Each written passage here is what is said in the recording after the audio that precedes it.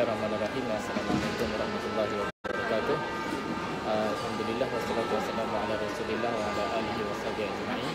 Subhanaka la ilma lana illa ma 'allamtana innaka antal alimul hakim. Terima kasih kepada Tadabbur Center kerana ruang yang diberikan. InsyaAllah hari ini saya akan mulakan satu sesi baru, slot baru yang akan cuba untuk diusahakan secara berkala bersiri, iaitu tentang surah Al-Kahfi. Disebabkan hari ini adalah hari Khamis dan kalau di Malaysia sekarang ni malam Khamis malam Jumaat, jadi di antara salah satu hadis yang sahih yang mengatakan supaya kita membaca surah Al-Kahfi malam Jumaat, kerana surah tersebut memberikan kekuatan kepada kita dan mengelakkan, mampu memberikan senjata supaya kita dapat mengelak daripada fitnah Dajjal. Kita akan membincangkan banyak perkara tentang fitnah Dajjal dan juga apakah maksud di sebalik fitnah Dajjal tersebut. Ada beberapa benda yang kita kena bincang sebelum kita pergi kepada surah Al-Kahfi. Surah Al-Kahfi ini adalah pengenalan, dan saya cuba nak bawa pengenalan ini kepada pengenalan yang sangat komprehensif tentang surah Al-Kahfi, supaya apabila orang menyebut tentang surah Al-Kahfi, sekurang-kurangnya perkara ini ada dalam kepala kita. Surah Al-Kahfi merupakan sebuah surah yang sangat istimewa. Adalah sebuah surah Makkiyah, iaitu turun di Mekah, dan surah ini di antara surah yang turun di tahun-tahun kesedihan Nabi SAW. Apakah maksudnya? Maksudnya surah ini turun dengan ada tujuan yang tertentu. Tujuan yang kita katakan sebagai untuk merawat Nabi yang sedang bersedih dengan banyak perkara. Sebab itu ia dipanggil sebagai tahun-tahun kesedihan. Kemudian apabila kita bincang dengan lebih lanjut tentang surah Al-Kahfi, kita akan dapati bahawa tidak ada pun perkataan Dajjal di dalam surah Al-Kahfi. Tidak ada pun secara jelas dinyatakan tentang apakah maksud fitnah Dajjal di dalam surah Al-Kahfi. Tidak ada pun perkara yang kita katakan akhir zaman di dalam surah Al-Kahfi. Dan kenapa Al-Kahfi dikaitkan dengan hal-hal yang hal yang berbunyi akhir zaman, Dajjal, perkara-perkara yang sangat misteri dan sangat menakutkan untuk kita bincang. Secara asasnya ataupun secara superficialnya kita tak akan dapati semua itu ada di dalam surah Al-Kahfi, kerana ia sangat berbeza. Kemudian kita pergi lagi, surah Al-Kahfi adalah sebuah surah yang satu-satunya surah di dalam Al-Quran selain daripada surah Al-Qasas. Bukan satu-satunya, tetapi konsep itu satu-satunya. Surah Al-Qasas ada juga cerita-cerita yang lain, tapi surah Al-Kahfi merupakan surah yang kita boleh namakan sebagai antologi cerita pendek. Antologi cerita pendek ataupun kumpulan cerita-cerita pendek yang dikumpulkan oleh Allah Subhanahu Wa Taala dengan beberapa tema tertentu. Pertama, kumpulan cerita pendek ini dia ada 5 cerita. Ramai orang kata ada 4, sebenarnya dia ada 5. Kita tak sedar pada satu cerita yang sangat ringkas. Cerita pertama adalah cerita Ashabul Kahfi, iaitu cerita pemuda Al-Kahfi. Nanti kita akan cerita dalam slot seterusnya secara detail. Dan cerita kedua adalah cerita pemilik 2 kebun, Ashabul Jannatain, pemilik 2 kebun.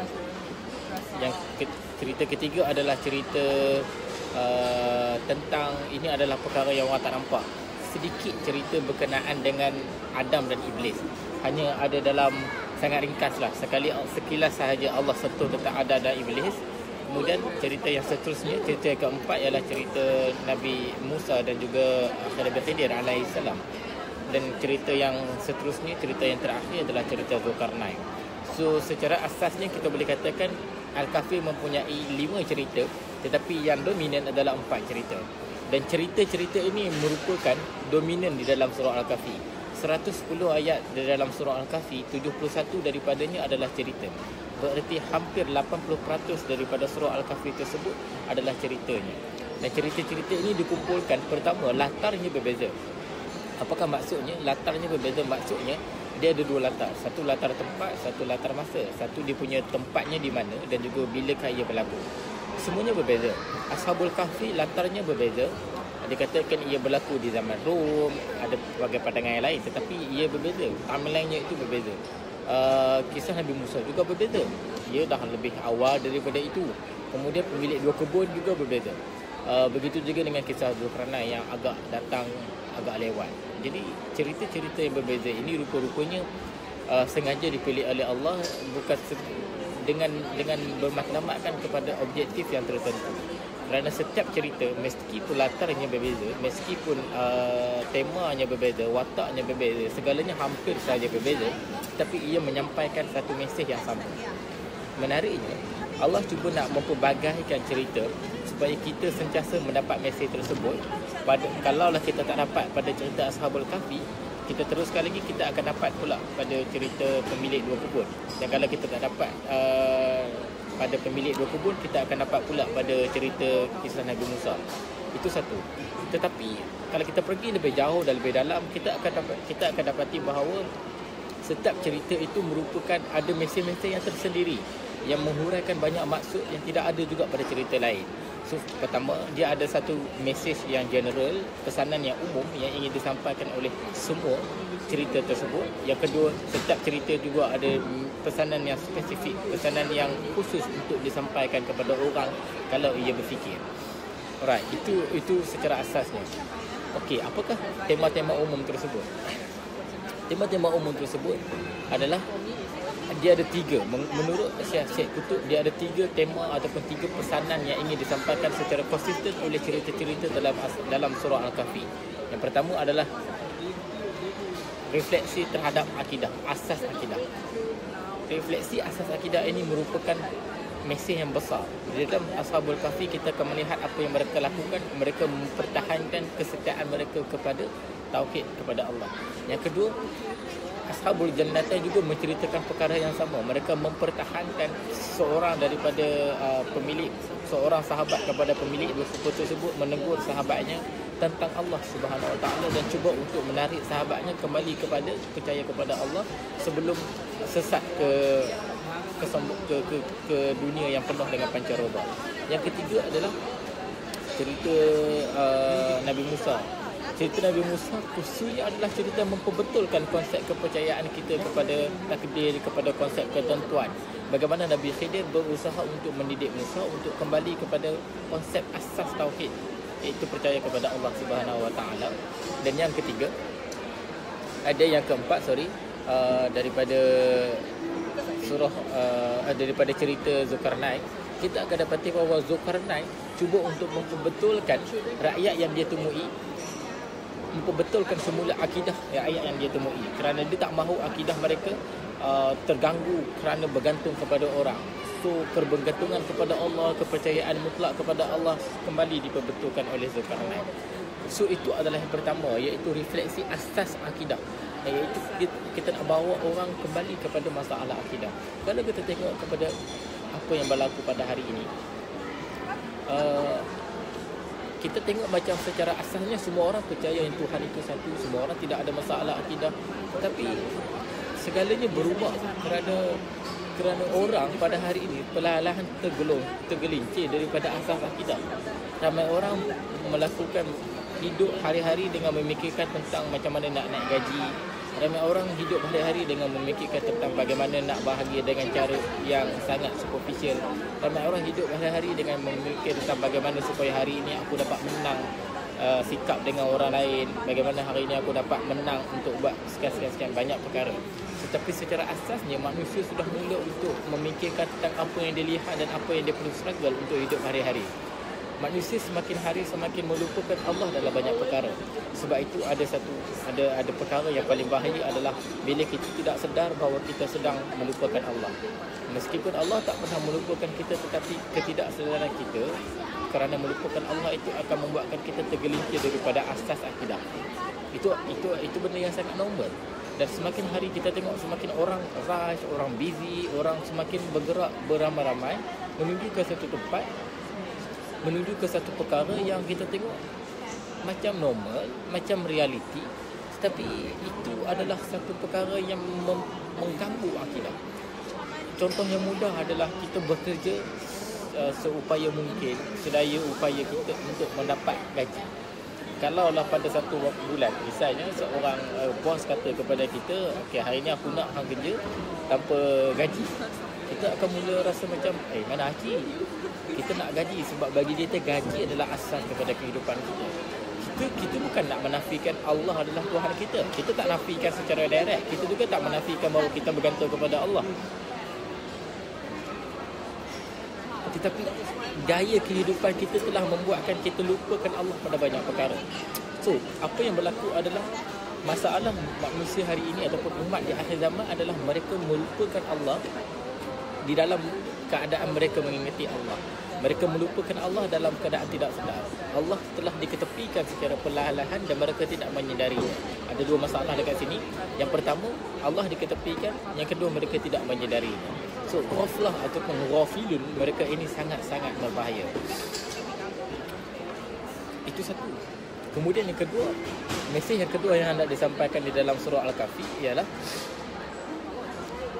manhaj ataupun metode dalam berfikir. Ini menurut Syekh Qutb di dalam tafsirnya fi Zilal Al-Quran. Al-Kahfi cuba untuk membetulkan cara fikir kita kepada satu perkara. Contoh yang mudah, kita tengok macam mana kita fikir, macam mana kita meletakkan rahmat sebagai segala-galanya, sebagai asas kepada segala-galanya. Kita tengok Ashabul Kahfi, mereka berlari jauh daripada dikejar oleh tentera-tentera di kota tersebut. Nanti kita akan bincang dengan lebih lanjut lah pandangan ulama sejarawan tentang kota yang dimaksudkan kota apa. Kita akan bincang lebih lanjut. Mereka lari jauh dengan satu saja niatnya untuk selamatkan diri. Tetapi apabila mereka duduk di dalam gua, mereka minta supaya pertama, ya Allah, Rabbana atina min ladunka rahmah. Kami minta kepada kamu, datangkanlah kepada kami di sisi kamu itu rahmat. Kenapa mereka tak minta jalan keluar? Kenapa pada kali pertama mereka tak minta jalan keluar untuk escape daripada gua tersebut, ataupun mereka minta supaya gua tu hilang ke halibunan ke apa benda yang lebih realistik? So Allah cuba nak memikirkan di sini itu bukan keutamaan. Cara kita fikir bukan macam tu. Cara yang fikir adalah kita kena faham di manakah prioriti pada waktu tersebut. Kemudian kita tengok lagi cerita Ashabul Jannatain, pemilik dua kebun. Pemilik dua kebun juga mempunyai yang sama, mempunyai satu mesej yang sama. So sahabat pemilik dua kebun tersebut mahu memperbetulkan semula cara fikir. Ketika engkau fikirkan segala kebun-kebun kau ni dengan air yang mengalir sebagai sumber, maksudnya kebun kau ni kau boleh yakin secara asas logik, kau boleh yakin yang kebun kau ni tak akan ada masalah dan tak akan rugi dan tak akan hancur. Tetapi kau kena lebih daripada itu. Konsep berfikir yang kau fikir ini tak mampu untuk bertahan. Jadi kawan dia tegur balik supaya mari ajak fikiran itu kepada fikirkan tentang kekuasaan Allah Subhanahu Wa Taala. Kemudian yang kisah Musa dan Khidir lagi jelas. Bagaimana Musa memikirkan satu perkara yang bagi Musa itu adalah perkara yang betul, tapi bagi Khidir itu adalah perkara yang salah. Kau kena kembali perbetulkan cara kau fikir. Dan juga kisah Zulkarnain, ketika Zulkarnain mengatakan kepada kaumnya, wahai kaumku, marilah engkau dan aku buat sama-sama tembok ini untuk mengelakkan engkau daripada diganggu ataupun diserang oleh Yajuj dan Majuj. Kenapa Zulkarnain perlu berkata marilah bersama-sama denganku untuk mengajak mereka supaya kembali bersama-sama? Kesatuan itu adalah untuk mengajak mereka berfikir supaya kesatuan adalah asas kepada kekuatan. Itu asasnya, itu nombor dua. Dan kita tengok hari ini, kenapa mesej ini sangat penting? Sebab kita being distracted by so many ways. Kita sudah pun dibawa oleh dicuba untuk diubah dan diubah hala tuju kita kepada banyak perkara. Apa yang sepatutnya kita fikir, kita tidak fikir. Sebagai contoh, saya pernah ada dialog dan debat yang sangat panjang tentang teologi, tentang bagaimanakah sifat 20 dan juga sifat 3 berfungsi, dan juga bagaimanakah sifat-sifat ini disusun semula. Banyak orang bagi pandangan, antaranya adalah mereka mengatakan bahawa kita kena belajar sifat 3 dahulu, sifat 3 lebih penting daripada sifat 20. Ada yang kata sifat 20 lebih penting daripada sifat 3. Dan seronoknya di Edinburgh, kami bincang bukan dengan orang-orang yang lahir daripada pelbagai satu kelompok sahaja. Tapi di sini orang-orang yang bincang tentang sifat-sifat tersebut adalah orang-orang daripada dunia akademik, dan mereka ada wacana yang tersendiri. Jadi mereka tidak akan semena-menanya nak menyimpulkan bahawa satu teknik dan metode itu baik. Mereka ada bukti-bukti yang disokong oleh sarjana-sarjana yang lain. So academic method tu sangat-sangat menarik untuk kita bincang. Namun di akhirnya saya cuba memberikan kesimpulan bahawa sebenarnya bukan ini. sebenarnya selain daripada sifat 3 dan sifat 20, ada lagi satu perkara yang kita terlupa untuk fikirkan semula. Ketika orang berpusu-pusu dan juga berusaha untuk mendapat menghafal sifat 20, lawan kepada sifat 20 dan sebagainya, mereka lupa asas akidah adalah apa yang telah Allah turunkan sebagai surah pertama di dalam Nurul Wahyu, iaitu surah Al-Fatihah. Ramai orang tak pernah pun mengkaji surah Al-Fatihah, bahkan tak tahu tentang tafsir surah Al-Fatihah kerana mereka sibuk nak menghafal sifat-sifat Allah. Sedangkan di dalam surah Al-Fatihah kita ada asas kepercayaan dan asas tauhid yang sangat kuat, yang sangat mengakar. Sebab itu ia dipanggil surah yang pertama, surah Ummul Quran, dan surah yang dikatakan pembuka kepada Al-Quran. Dan surah ini adalah manifesto tauhid yang Nabi nak tawarkan kepada semua orang, khususnya pada waktu tersebut rakyat Quraisy. Pentingnya manhaj akidah ini kita kena perbetulkan adalah kerana sebelum kita pergi kepada nak fikir tentang sifat-sifat dan juga pergi ke perbincangan yang mana satu betul Asy'ariyah ke Mu'tazilah ke banyak sektor lain, kita kena pandai untuk membawa tujuan kita yang mana lebih penting. Al-Quran lebih penting, dan di dalam Al-Quran bagaimanakah akidah bekerja dan bagaimanakah akidah dipersembahkan. Maka kita tengok di dalam surah Al-Fatihah bagaimanakah akidah menjadi dominan di dalam surah Al-Fatihah. Bagaimanakah Allah memperkenalkan Allah sebagai Ar-Rahman Ar-Rahim membandingkan Allah sebagai penghukum, Allah sebagai pengazab. Bagaimanakah ini sangat dominan di dalam Al-Fatihah. Banyak perkara akidah yang boleh dibincangkan melalui surah Al-Fatihah. Dan itu pun masih belum tentu, kita nak banyak lagi kita nak terokar sebelum kita fikirkan tentang metode-metode yang lain.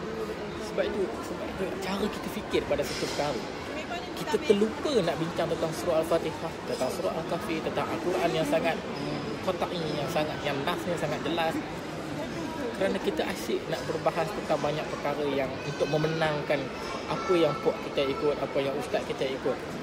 Jadi kita kena ada cara berfikir yang baik, dan ini adalah apa yang nak diajar oleh surah Al-Kahfi kepada kita. Dan yang ketiga adalah kita nak bincang mesej yang paling besar dalam surah Al-Kahfi adalah mesej memahami situasi dan juga akhir zaman yang kita hadapi ini. Dalam naratif barat ia dipanggil sebagai postmodern, dalam naratif Islam ia dipanggil sebagai akhir zaman. Dan akhir zaman ni dia tak datang sebagai nama sahaja, dia datang dengan pattern dan juga dengan dia punya law dia punya rules dia punya kaedah-kaedah dia, dan dia punya situasi yang kita kena faham apa bentuk akhir zaman tersebut, apa konsep dia. Dan Nabi memberikan hint yang banyak di dalam hadis-hadis yang berkaitan dengan akhir zaman. Kita akan bincang benda itu di dalam surah Al-Kahfi. Okay, saya harapkan untuk kali pertama ni ringkas sajalah, tapi kita tengok keadaan macam mana. Saya punya upaya saya untuk meneruskan. Okey, di antara cerita-cerita di dalam surah Al-Kahfi ini, kita tengok konsep Allah bercerita. Kita akan dapati bahawa selepas satu cerita pergi kepada satu cerita yang lain, dia tak direct tau. Sebagai contoh, selepas habis daripada cerita Ashabul Kahfi, macam mana Allah nak masuk kepada cerita Ashabul Jannatan, pemilik dua kebun misalnya, kan? Ashabul Jannatan pula, Sahibul Jannatan, pemilik dua kebun. Macam mana Allah nak masuk ke dalam cerita ke dalam cerita itu? Sangat menarik. Allah tak terus masuk, dia tak direct. Allah akan letakkan beberapa perkara. Al-Quran akan ada selingan dia. Selepas habis surah cerita Ashabul Kahfi, ada selingan. Dan selingan itu bukan berbentuk dialog, bukan berbentuk cerita, bukan berbentuk plotting, bukan berbentuk plot, tapi dia berbentuk naratif dan statement, yang mana Allah cuba nak memberikan satu hint untuk cerita akan datang dan juga kesimpulan yang ringkas untuk cerita yang sebelum tersebut. Dia panggil selingan sebelum cerita. Dan selingan-selingan ini bila kita selepas cerita kisah Musa juga misalnya, nak masuk daripada Sahibul Jannatan, daripada pemilik dua kebun, nak masuk kepada kisah Musa, kita dapati ada juga selingan. Selepas daripada kisah Musa nak masuk ke Zulkarnain, ada lagi selingan. Selingan-selingan ini adalah teknik bercerita supaya kita tidak cepat untuk nak dengar cerita, tapi kita tak dapat point. So selingan-selingan ini adalah proses untuk kita dapat point-point setiap cerita tersebut. Dan bila kita kaji balik setiap selingan ini, bila kita cuba jahitkan dia ada dia punya mesej dia tersendiri. Selingan ini bila selingan jadi di mesej menulis selingan ini ada dia punya kerangkuman dia, kemasan dia. Kita tengok, oh rupanya sama setiap mesej daripada selingan-selingan tersebut. Itu perkara yang menarik. Okey, saya rasa untuk permulaan surah Al-Kahfi saya rasa takat itu saja. Nanti kita akan bincang satu persatu daripada setiap cerita Al-Kahfi, cerita apa.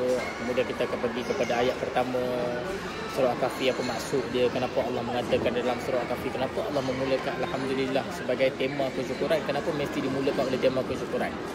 Itu kita akan pergi nanti. Dan last kali kita akan bincang tentang asbabun nuzul. Banyak pandangan daripada ahli tafsir tentang tokoh-tokoh tafsir mufassir tentang sebab turunnya surah Al-Kahfi. Tapi yang lebih jumhur adalah cerita tentang bagaimanakah orang Quraisy dia pergi sampai jauh pada waktu itu pergi Yasrib berjumpa dengan pendeta Yahudi, kaunselor mereka lah, macam motivator mereka, hanya kerana nak dapatkan satu perkara yang dinamakan sebagai teknik ataupun senjata ampuh untuk mengunci hujah-hujah Muhammad. Jadi mereka ni pergi jumpa dengan pendeta Yahudi, tanya pendeta Yahudi, boleh tak bagi kami soalan yang mampu untuk mengunci hujah Muhammad? Maka pendeta Yahudi tersebut menjawab, ada. Caranya adalah tanya 3 soalan. Yang pertama, tanyalah tentang roh. Yang kedua, tanyalah tentang pemuda Al-Kahfi, pemuda yang tidur beberapa tahun. Yang ketiga, tanyalah tentang Zulkarnain. Okey. Soalan-soalan ini datang balik, kemudian orang pun pergi kat Nabi dan cuba tanya kepada Nabi. Nabi cakap, esok datang semula bukan berikan jawapan. Ada riwayat mengatakan bahawa Nabi terlupa nak sebut insya-Allah. Itu sahaja. Jadi bila diorang tanya dan sahabat-sahabat yang lain dengar soalan tersebut dan sangat eager nak tahu mana jawapan dia kan. So esok datang dan tanya lagi Nabi, wahai Nabi, macam mana soalan semalam? Nabi kata esok datang lagi. Sampai kan dikatakan berbelas hari juga lah. Sampai katanya 14 hari. Ada banyak riwayat mengatakan, tapi ia proses yang lama. Akhirnya Allah tak turunkan wahyu dan tak jawab. Sebab pertama, ada 3 sebab. Yang pertama, Allah nak memberitahu kepada sahabat bahawa apa yang Nabi tahu adalah apa yang aku beritahu. Kalau apa yang aku tak beritahu, Nabi tak akan tahu. Yang kedua adalah secara tak langsung Allah ingin memperbetulkan kepercayaan ataupun ketauhidan sahabat-sahabat tentang Allah Subhanahu Wa Taala. Sahabat-sahabat yang derajat Allah radhiyallahu anhu, Allah nak perbetulkan akidah mereka. Selama ini secara tak langsung engkau menyangka bahawa engkau bergantung kepada Rasul, sebenarnya tidak. Sebenarnya engkau bergantung kepada Tuhan. Kalau aku tak beritahu, Nabi dan Rasul tak akan tahu. Dan yang ketiga adalah untuk orang kata untuk bagi keadaan reda dahulu, dan untuk bagi kalau sekali Nabi jawab, dan untuk menguji sahabat-sahabat semua. Kerana tempoh menunggu jawapan tu, orang kafir dan musyrikin Quraisy ni dah macam-macam dah kata dekat Nabi. So mereka semua harus bergantung kepada Allah. Konsep tawakal, konsep tauhid sangat jelas dekat sini. So kemudian selepas itulah baru Nabi jawab, baru Allah jawab. Dan Allah bukan hanya jawab soalan itu sahaja, tapi Allah juga jawab macam-macam. Tanya 3 soalan tapi jawab 5 cerita. Kerana jawapan Allah bukan hanya untuk melawan hujah-hujah orang Quraisy, tetapi jawapan Allah adalah untuk memperbetulkan, menyampaikan pesan atau mesej yang penting kepada semua orang, kepada umat Islam, kepada Nabi dan juga kepada umat Islam, dan pada waktu tersebut kepada sahabat-sahabat yang radhiyallahu. Jadi insya-Allah setakat itu sahaja untuk kali ini, untuk live kali ini. Terima kasih kepada mereka yang buat. Wabillahi taufiq. Saya live di National Scotland, National Museum, Museum National Scotland. Masuk cuma di sini ada kafe, ada balcony, ada dia punya background dia cantik. So, moga-moga menjadi tempat singgahan lah bagi siapa yang datang Scotland khususnya Edinburgh ini. Wabillahi taufiq wa hidayah. Assalamualaikum warahmatullahi wabarakatuh.